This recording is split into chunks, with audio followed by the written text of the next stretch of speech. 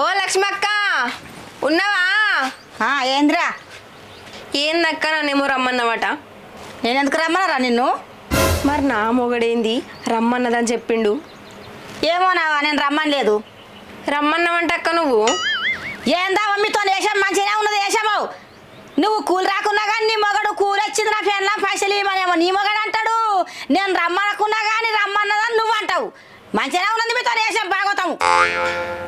ఏందక్క ఏమో గంతగానం గద్దరి ఇవ్వబడివి. నిమ్మలంగా చెప్తే నేను పోనా ఏంది? ఎడపూట నిద్ర వచ్చింది. నేను అమ్మాడుకుంటే కాటి మీద నిద్ర పెట్టగానే లేకపోతే వచ్చి లేపుతారు. ఏందా మీరు?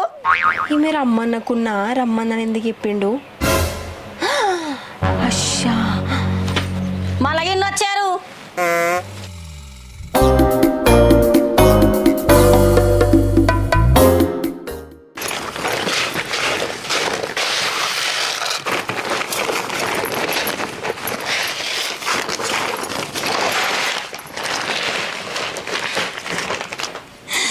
ఉన్న కొడుకు మళ్ళీ పైసలు ఎత్తుకపోయిండు కదా.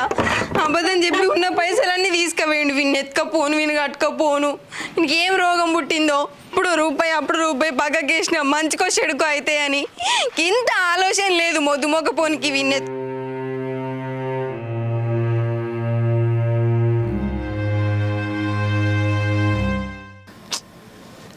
ఇంట్లోకి వెళ్ళి గన్ని పైసలు ఎత్తుకొచ్చిన ఏం లాభం, అన్ని అప్పులకే పోయినాయి. గీ 2 కోటలు తాగితే ఏం ఎక్కుతుంది?